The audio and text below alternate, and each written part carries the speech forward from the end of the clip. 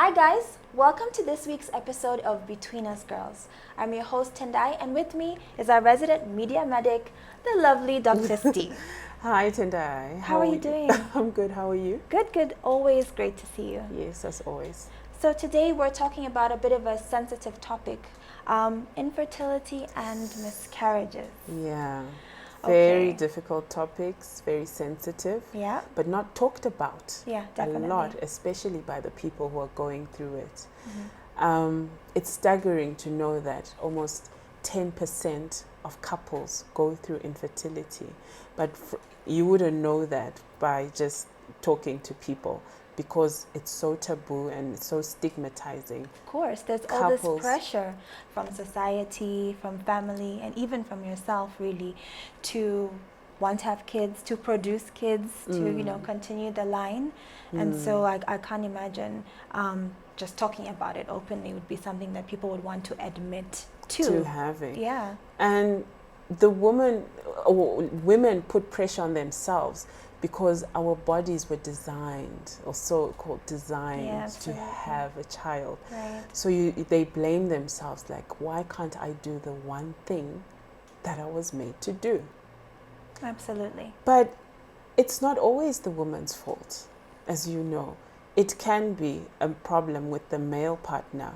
And in 30% of couples, that's the case. Okay. So that's quite high considering the perception of it always being the woman's fault. Yes, because she's the one who gets pregnant, but it takes two to tango. So you need both aspects to be working well. And that comes to, like, what are the causes of infertility? It can be male, it can be female. Okay, so let's say I'm a patient. I've come to see you. And I want to understand, what's going on with me? Why can't I have a child? Okay. What are some of the causes?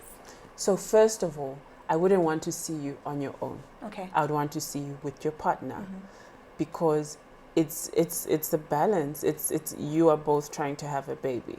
So we'd run a couple of tests. Firstly, looking at the guy, look at the sperm, the quality, the quantity, or if there's any blockage, like with ejaculation, are we getting the sperms to where they're supposed to go?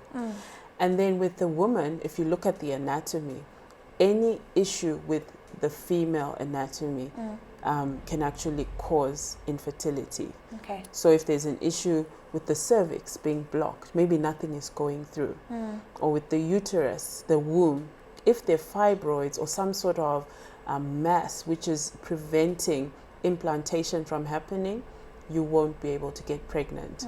And then when you look at the eggs themselves, the ovaries, these eggs that come out with the help of hormones that have been released.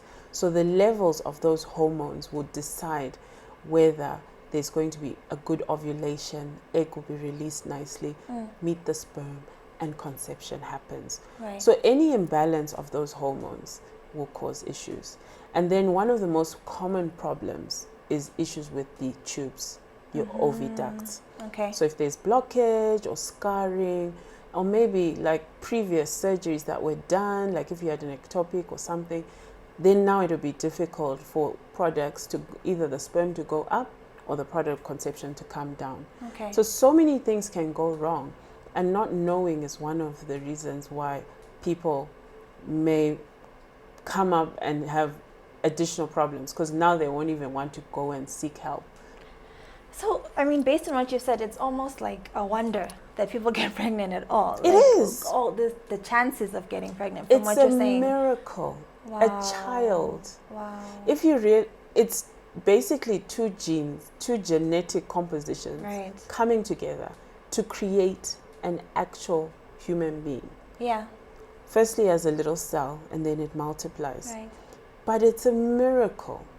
So when people get pregnant, it is such a big blessing that when you don't, it's like, but honestly, this thing is hard. It's something that but let's has get to into come that, from creation. right? Because I think it's quite a harrowing journey. If you're just there, you're married, you're like, okay, now we're ready for kids. I'm ready to be a mom. He's ready to be a dad, and yet to put it simply, 1 + 1 is not giving us 2, but emotionally, and also, the mental space you get into the longer that this goes on, I think it can be quite difficult on people. Yeah, I agree. I think it affects the mental health of both the woman and the man in the relationship, because there's this blame game that can be played, like you can't give me children. There's pressure from the family, there's pressure from yourself, and then you get that strain in your own relationship. And remember, to have a child, you have to have sex. Yeah. And that's a very intimate thing. It's point of so connection. now, the more strained you are in your relationship, the harder it is to even have the act in the first place. Right. And you're supposed to be having it like rabbits, or so they say. But it gets complicated. You overthink it, and it can be very stressful in a relationship. I remember you were telling me a little bit about your experience on that journey. Yes. So I'm not just a person who knows the health aspects. I went through. You're not removed. It's not in theory. You actually went through this. I understand. When people say, "Where's the baby? What's happening with you guys? Are you concentrating on school or work?" You're working too much. You're working too much. You people, you think too much. You work too much. Yeah, I know. So we tried to have a baby for 3 years. Wow. And the definition of infertility is when you try to have a baby, and after 1 year, still nothing is happening. Okay. So it's not a random thing of just saying we tried and it's not happening. After 1 year, that's when you should seek medical help. Okay. That's when you can go in and get some tests done. But before that, you're now just the natural way, just keep trying, and it does take up to about a year having regular sex to conceive and have a baby. So what was your sort of process? Was all this information in your head? Were you like, it's been a year, what's happening now? But or not really. What most people do is they say, oh, it'll happen when it happens. And then it doesn't happen. And then you're like, how long have you been? Sometimes you don't even know how long you've been trying. Yeah. And then when you say, okay, now let's actually try. So for us, I remember saying, when am I ovulating? And I would calculate the days, like, we need to do it. But I knew that some people don't know. They just think I should do it from day 1 to day 30, a month, every day. But there are actually ways of increasing the likelihood of getting pregnant, natural ways of knowing that 5 days after ovulation, this is the most likely part. But you could try all those things and still nothing is happening. It could be a serious surgical issue, something that needs surgery. Okay. In my case, I had fibroids, and only after I had the operation did we then, 6 months later, were able to conceive our baby girl. All right, thank you. I'm just going to have to stop you right there, because now we're going to our break. Please tune in after the break. We're going to be talking a little bit more about this and the ways in which, the journey can be managed, as well as looking at some natural offshoots, I think, of infertility which connect to miscarriages. So stay tuned and join us after the break for Between Us Girls.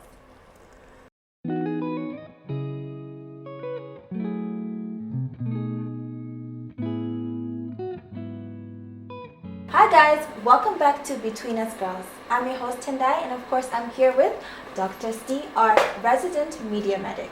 So today we're talking about the sensitive topic of infertility and miscarriages. So before the break, you shared a little bit about your journey in conceiving. And you talked about having your fibroids removed, and then 6 months later you were able to get pregnant. Yes. But I think another part of understanding this journey as well is, what are the options available to people in Zimbabwe in terms of making that journey? You talked about a bit of treatment. Is IVF something we do in Zim? Like, what are the recourses to fertility? Okay. So my advice when it comes to infertility is go and see your gynae. The options available now much better than in the past. We do have IVF, but it depends on what is causing the infertility. It's not one shoe fits all. It depends on what caused the infertility in the first place. So it's difficult now to prescribe here how do you treat Yes. infertility? Okay. So it's case by case. It could be surgical, it could be hormonal, or like sometimes you need some testosterone shots for the guy, or sometimes it's as simple as try doing this different in your relationship. Because there are some methods people don't actually realize this is harming you. Yeah. This is why you're not getting pregnant. Okay. Yeah. So it could just be counseling. It could just depend. So case by case basis. Okay, because some of the things you've mentioned, they sound a bit cost prohibitive, and I think that would come into the mental aspect of it as well, in terms of the journey that you're embarking on. Can I afford certain things if this is the case? Yeah. And do you prescribe any kind of counseling or something to go with that? Definitely. It's such a strenuous thing that couples do need counseling, and it's very expensive. So the stress alone with the costs can drive any couple crazy. Yeah. Just thinking, how much do we need to keep trying and keep trying? Then you start thinking, is it worth it? What else could we have been doing with this money? But it is worth it at the end of the day, because success rate, it's dependent, as I said, case by case, depending on how severe the infertility is or what exactly is causing it. There is infertility. 15% of infertility is infertility of no cause, where all investigations come back clear. Okay. There is nothing wrong with anyone, and they keep trying and nothing is happening. Okay. So that's the unexplained infertility. So we have a long way to go in terms of science and technology as well, in trying to discover what is really causing some of these problems. Okay.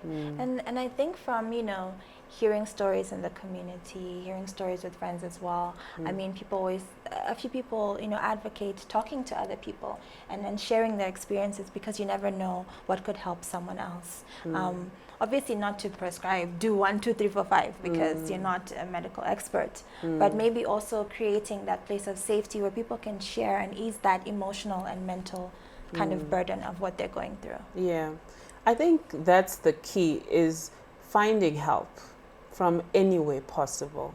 Someone might advise you that, no, I heard about this person, I heard about this doctor, I've heard about this treatment, but it's not up to us to go and prescribe these things if a person is not willing to talk about it. So it's because it's so sensitive, you need to be able to sort of mind your own business, unless the couple is willing to come forward and say, I need help. Absolutely. Yeah. And that sort of then connects to, miscarriages. The aspect you talked about just now, 15% of infertility is like, we don't know why. Yes. And I think with miscarriages, it's kind of the same, right? Can you actually trace the root of why a miscarriage happened, or is it difficult? It's so difficult, and that's the most painful thing about miscarriages, is that most of the time they don't know what happened, and the doctor won't be able to tell you what happened.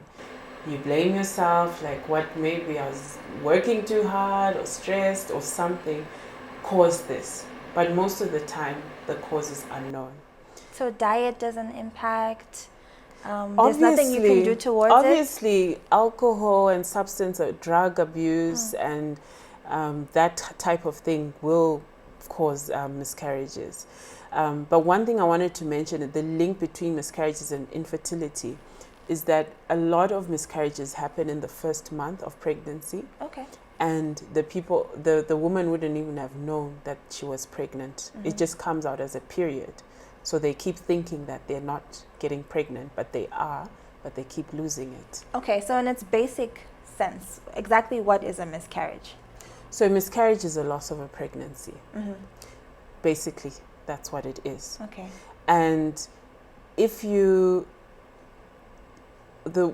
most of the time, most causes is when there's an abnormality in the embryo, and that baby was not going to be compatible with life. Okay, so it's like nature's way of, I guess... of just correcting. It's sort of like saying, no, this pregnancy was never going to, there was no baby that was going to happen here. But there are also issues that, like thyroid issues with the mom, diabetes. There are certain clotting issues, like if you have clotting problems, which can cause miscarriages. But nothing that you do yourself actually causes, unless it's like severe trauma, can cause a miscarriage. Okay. And that's the take home that I really want to give, is that it's no one's fault. Right. It happens.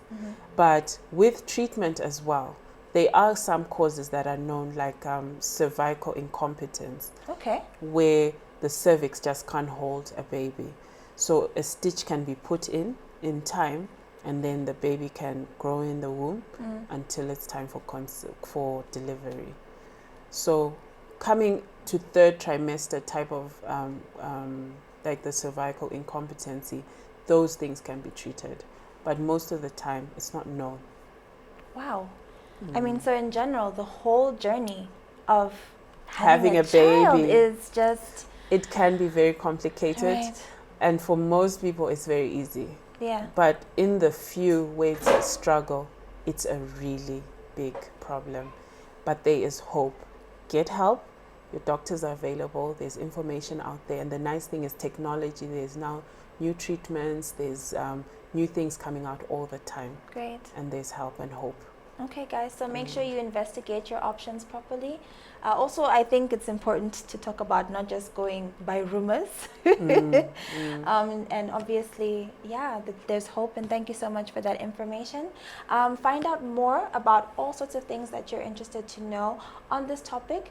When you follow Dr. Stee's channel, she's on YouTube. It's Stee time. Do you have a little dance to go with it? I do. You'll see it on the channel. Okay, so make sure you follow her. Make sure you follow us on social media, on our platforms. It's at Thando Channel, capital T, capital C, on Facebook, Twitter, and Instagram. We'll see you next time.